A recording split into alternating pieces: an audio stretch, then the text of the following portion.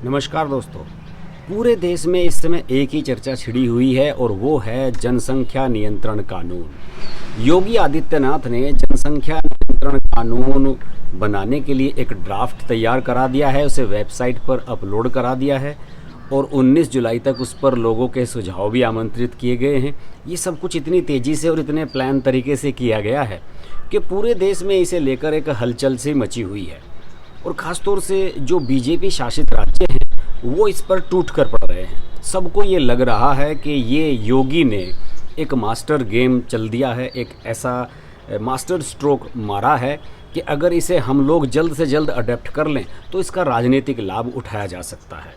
देखिए, बीजेपी के जो महासचिव हैं सीटी रवि, उनका मैं एक बयान पढ़ रहा था।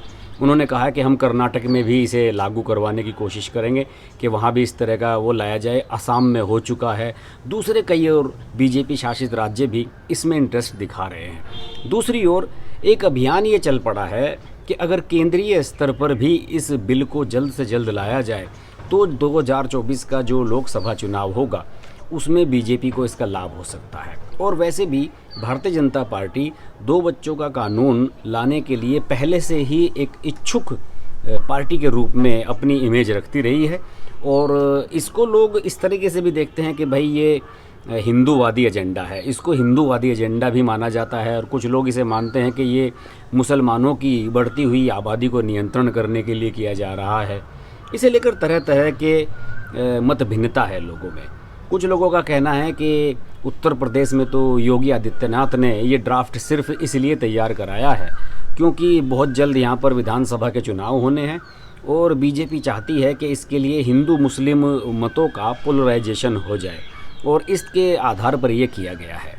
लेकिन आपको मैं हकीकत बात बताऊं, जो तथ्य मेरे पास हैं, जो मैंने फैक्ट्स अभी निकाले हैं और मीडिया में भी इस तरह के तथ्य सामने आ रहे हैं कि इस कानून के बनने के बाद अगर सही मायनों में इसे केंद्रीय स्तर पर भी लागू किया जाए, क्योंकि अभी उत्तर प्रदेश के जुरिडिक्शन में क्या है, अगर योगी आदित्यनाथ इस बिल को लाते हैं, इसको कानून का रूप देते हैं, तो वो कहाँ पर इसको लागू कर सकते हैं? वो नगर निकायों के अलावा और कहीं लागू नहीं कर सकते। आप नगर पालिका चेयरमैन, मेयर सीट्स के जो प्रत्याशी हैं या फिर जो सभासद लड़ते हैं, पार्षद चुनाव लड़ते हैं, ग्राम प्रधान, जिला पंचायत, ब्लॉक प्रमुख, आप इन स्थानों पर ही इसे लागू कर सकते हैं।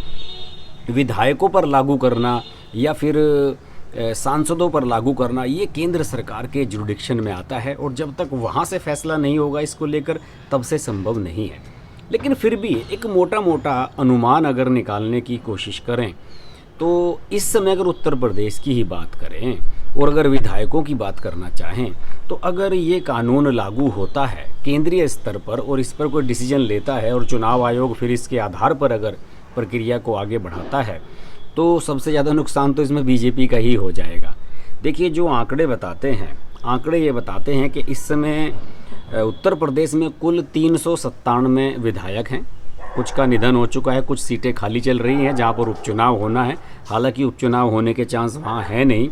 और इन 397 में से 304 विधायक बीजेपी के हैं और इन 304 विधायकों का जो एग्जैक्टली 50% है, यानी कि 152, उनमें से 152 विधायकों के 3 या फिर 3 से अधिक बच्चे हैं।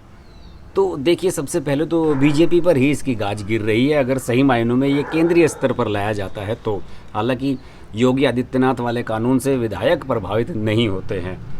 इसके जो उत्तर प्रदेश की जो वेबसाइट है जिस पर विधायकों का विवरण दिया गया है उसके मुताबिक उत्तर प्रदेश में एक एमएलए ऐसा है जिसके 8 बच्चे हैं और एक एमएलए ऐसा है जिसके 7 बच्चे हैं, 8 एमएलए ऐसे हैं जिनके 6 बच्चे हैं, 15 एमएलए ऐसे हैं जिनके 5 बच्चे हैं, 44 एमएलए ऐसे हैं जिनके 4 बच्चे हैं और 83 एमएलए ऐसे हैं जिनके 3 बच्चे हैं और 103 विधायक ऐसे हैं जिनके 2 बच्चे हैं, यानी कि 33%। सबसे ज़्यादा जनसंख्या इन्हीं की 103 जिनके 2-2 बच्चे हैं और 31 विधायक ऐसे हैं जिनका सिर्फ 1 बच्चा है। बाकी 15 विधायकों का विवरण इस पर नहीं मिलता है। तो इस हिसाब से जो 152 के करीब बीजेपी के विधायक हैं वो तो वैसे ही इससे डिबार हो जा रहे हैं, वो तो इसके लिए योग्य ही नहीं रहेंगे चुनाव लड़ने के। तो ऐसे में ये तो कहना गलत होगा कि ये एक चुनावी एजेंडा है, और वास्तव में ये वक्त की ज़रूरत है। कोरोना के इस पैंडेमिक ने ये साबित कर दिया है कि अगर हमने अपनी आबादी को नियंत्रण किया होता तो हमारे पास बेहतर स्वास्थ्य सेवाएं होती, ज़्यादा डॉक्टर्स अवेलेबल होते, मेडिकल स्टाफ अवेलेबल होता, इसके अलावा हमारे पास ज़्यादा वेंटिलेटर्स होते, हॉस्पिटल्स हमारे खाली रहते, इस तरह से क्राउडेड नहीं होते अगर हम सब ने इसको नियंत्रण किया होता। इसके अलावा अगर मैं आगे बढ़ूँ, इससे थोड़ा सा आगे लोकसभा की अगर मैं बात करूं, तो लोकसभा में ये चर्चाएं चल रही हैं कि इस बार कई सांसद जो हैं वो प्राइवेट बिल लाने वाले हैं जनसंख्या नियंत्रण कानून को लेकर। हालांकि प्राइवेट बिल्स जो लाए जाते हैं सांसदों के द्वारा, उनकी कोई ज़्यादा वैल्यूज़ नहीं होती जब तक कि उन्हें सरकार पूरी तरह से सपोर्ट ना करे। और अब तक हुआ यही है कि ज़्यादातर जो प्राइवेट बिल आते हैं वो ऐसे मुद्दे पर आते हैं जिन पर सरकार एग्री नहीं होती, और ज़्यादातर विरोधी दलों के जो सांसद हैं वो प्राइवेट बिल्स लाते हैं, जैसे कि शशि थरूर कई बार ला चुके हैं अलग अलग मुद्दों पर। और यहाँ पर एक दिलचस्प बात और बताना चाहूँगा मैं कि जनसंख्या नियंत्रण बिल 2019 जो प्राइवेट बिल के रूप में लाया गया था, उसमें बीजेपी के गोरखपुर से सांसद हैं भोजपुरी फिल्म स्टार रवि किशन, उनका भी नाम है। और रवि किशन ने ये बिल पेश किया था, और कुछ और सांसद भी शायद उसमें शामिल थे, मेरा नाम याद नहीं आ रहा है। और रवि किशन के खुद 4 बच्चे हैं। अगर वो इस कानून का सपोर्ट करेंगे तो वो भी इससे डिबार हो जाएंगे। ये तो अच्छी बात है कि रवि किशन ने इसके लिए ऐसा बिल लाने का साहस दिखाया, जबकि उनके खुद के 4 बच्चे हैं। ये एक बड़ी बात है। इस बारे में कानूनी प्रक्रिया क्या कहती है? देखिए, दिसंबर 2020 में एक PIL सुप्रीम कोर्ट में लगाई गई थी।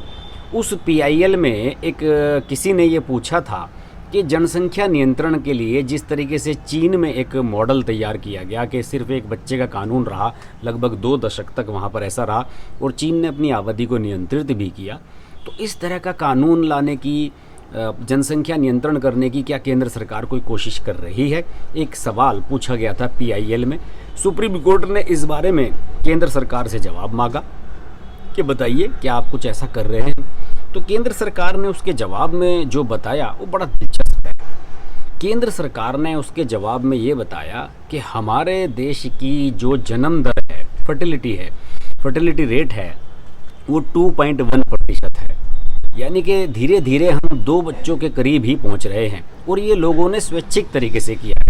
लोगों ने स्वैच्छिक परिवार नियोजन किया है, चाहे वो कंडोम्स का इस्तेमाल हो, चाहे वो नसबंदी का इस्तेमाल हो, या और दूसरे जो परिवार नियोजन के संसाधन हैं उनके तरीके से। तो ये इसके लिए इतना सख्त कानून बनाने की ज़रूरत नहीं है, खुद सुप्रीम कोर्ट में लिख कर दिया है हमारे देश की केंद्र सरकार ने अभी कुछ महीने पहले ही। और इसमें केंद्र सरकार का जो स्वास्थ्य मंत्रालय है उसने कुछ आंकड़े भी दिए थे। स्वास्थ्य मंत्रालय ने ये कहा था कि जो देश में 36 राज्य और यूनियन टेरिटरी हैं, उनमें से 25 ऐसे हैं अब जिनकी जन्म दर 2.1% है, यानी कि लगभग 2 बच्चे ही वहाँ पर प्रति दंपत्ति पैदा हो रहे हैं।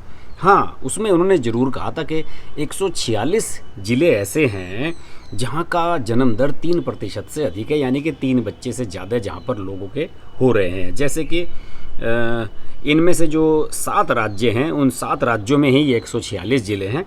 उत्तर प्रदेश में सर्वाधिक 57 ज़िले ऐसे हैं, बिहार में 37, राजस्थान में 14, मध्य प्रदेश में 25, छत्तीसगढ़ में 2, झारखंड में 2 और असम में 2, झारखंड में 9।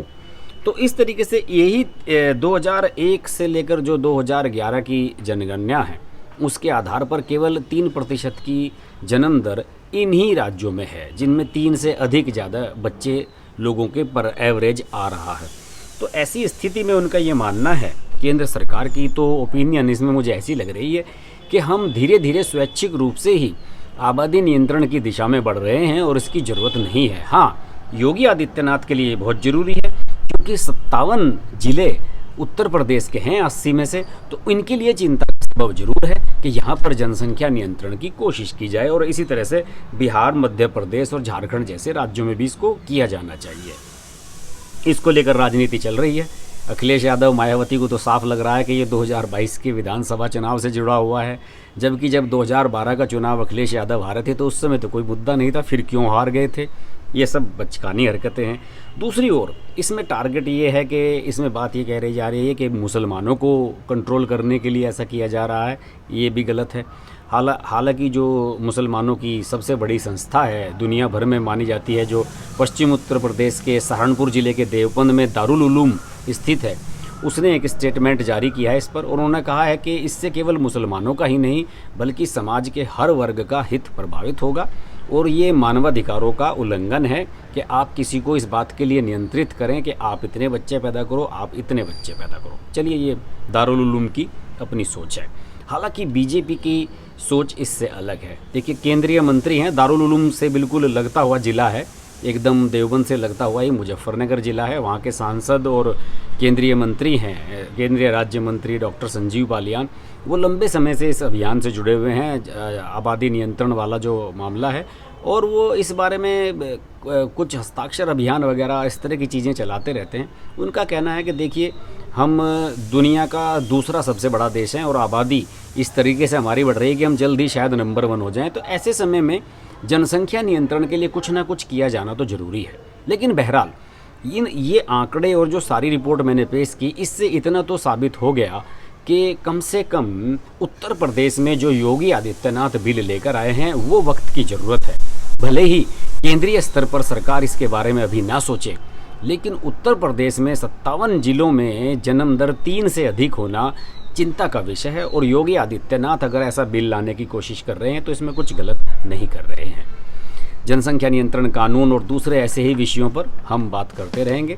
अगर आपको ये वीडियो अच्छा लगा तो वीडियो को लाइक करें, शेयर करें, कमेंट्स ज़रूर दें। आपका फीडबैक मेरे लिए बहुत ज़रूरी है। और अगर चैनल को सब्सक्राइब नहीं किया तो सब्सक्राइब कर लें।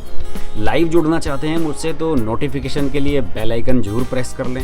और अगर मेरे सुपर चैट और मेरे व्हाट्सएप ग्रुप का हिस्सा बनना चाहते हैं तो आप मेरे चैनल की मेंबरशिप ले सकते हैं। देखते रहिए हर्ष की बात लाइव। नमस्कार। अगर आपको हमारी वीडियो पसंद आई तो वीडियो को लाइक करें, चैनल को सब्सक्राइब करें और नोटिफिकेशंस के लिए बेल आइकन को प्रेस करें।